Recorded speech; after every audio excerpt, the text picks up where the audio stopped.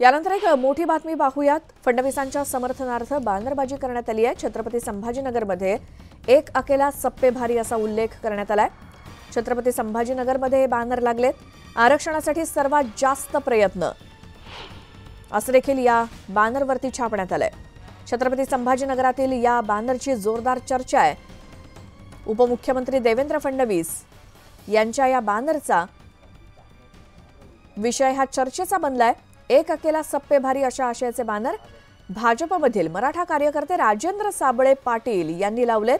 युती सरकार असताना तत्कालीन मुख्यमंत्री देवेंद्र फडणवीस यांनी खऱ्या अर्थानं मराठा समाजाला आरक्षण दिलं होतं। मात्र महाविकास आघाडी सरकारच्या काळात न्यायालयात ते टिकलं नाही। मात्र सध्या फक्त देवेंद्र फडणवीसांवरतीच खापर फोडलं जातंय। मात्र कुणी कितीही टीका केली तरी फडणवीस एकटेच सर्वांना भारी पडतील अशा आशयाचे हे बॅनर शहरभर लावण्यात आलेत। त्यामुळे या बॅनरची जोरदार चर्चा सुरू आहे।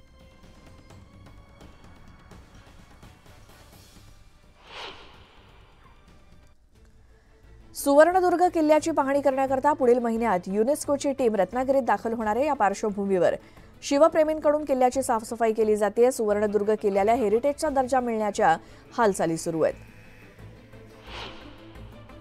रायगड जिल्ह्यातील 5000 लोकसंख्येचा गाव लवकरच सौर ऊर्जेवरती स्वयंप्रकाशित होणार आहे।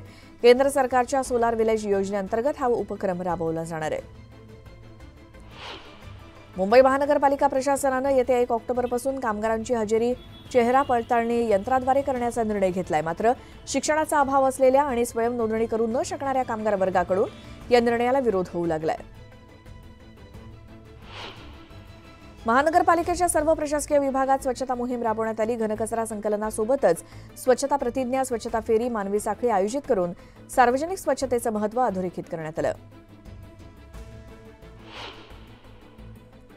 देशामधील सर्वच मंदिरातील प्रसादासाठी मार्गदर्शक तत्व जाहीर करा अशी मागणी करण्यात आली आहे। Food and drugs licence holder फेडरेशनने ही मागणी केली आहे।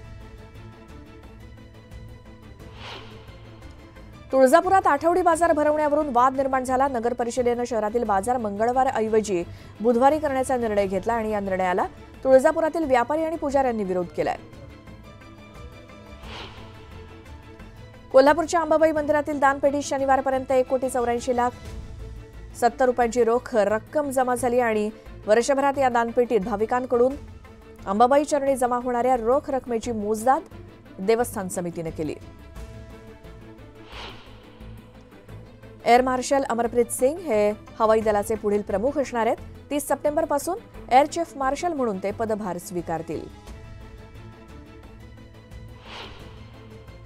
प्रतिष्ठेच्या आर्मी डे परेडचा मान पुण्याला मिळालाय। लष्कराच्या दक्षिण मुख्यालयातर्फे येत्या 15 जानेवारीला पुण्यामध्ये हा कार्यक्रम आयोजित करण्यात आलाय।